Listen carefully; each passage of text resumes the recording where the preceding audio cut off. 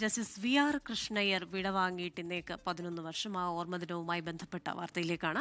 നിയമത്തിന്റെ വരണ്ട വ്യാഖ്യാനങ്ങൾക്കപ്പുറം സാമൂഹിക നീതിയിൽ ഊന്നൽ നൽകിയ ജനപക്ഷ വ്യാഖ്യാനങ്ങളായിരുന്നു ജസ്റ്റിസ് കൃഷ്ണയ്യരുടെ ഓരോ വിധിന്യായങ്ങളും. സാധാരണക്കാരായ ജനതയുടെ ശബ്ദമായി മാറിയ ന്യായാധിപന്റെ ജീവിതത്തിലേക്ക് ഒരു തിരിഞ്ഞുനോട്ടം.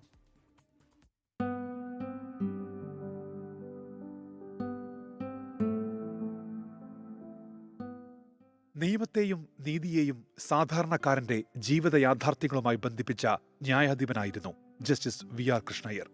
ഐക്യകേരളത്തിന്റെ ആദ്യ നിയമമന്ത്രിയായിരുന്ന ജസ്റ്റിസ് വി.ആർ. കൃഷ്ണയ്യർ പിൽക്കാലത്ത് അരികുവൽക്കരിക്കപ്പെട്ട ജനതയുടെ ശബ്ദമായി മാറി. ഇന്ത്യൻ ജുഡീഷ്യറിക്ക് ഒരു കൃഷ്ണയ്യർ സ്കൂൾ തന്നെ സമ്മാനിച്ചു അദ്ദേഹം.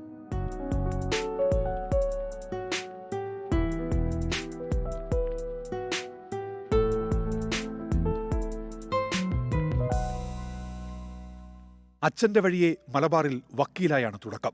1973 സുപ്രീം കോടതി ജഡ്ജിയായി.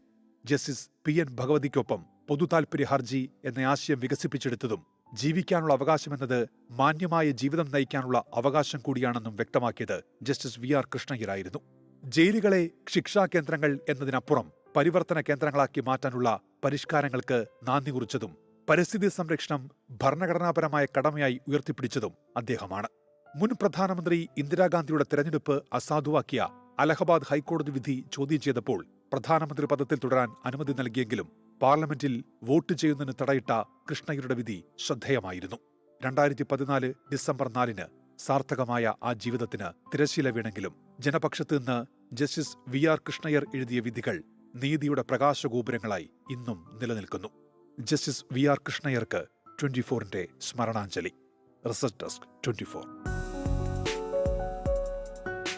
ലോകത്തെവിടെയായാലും ഏത് സമയത്തും 24 വാർത്തകളും ഓഗ്മെന്റഡ് റിയാലിറ്റി പാക്കേജുകളും എക്സ്പ്ലെയിനറുകളും വിശദമായി കാണാൻ ഞങ്ങളുടെ യൂട്യൂബ് ചാനൽ നിങ്ങൾക്ക് സബ്സ്ക്രൈബ് ചെയ്യാം.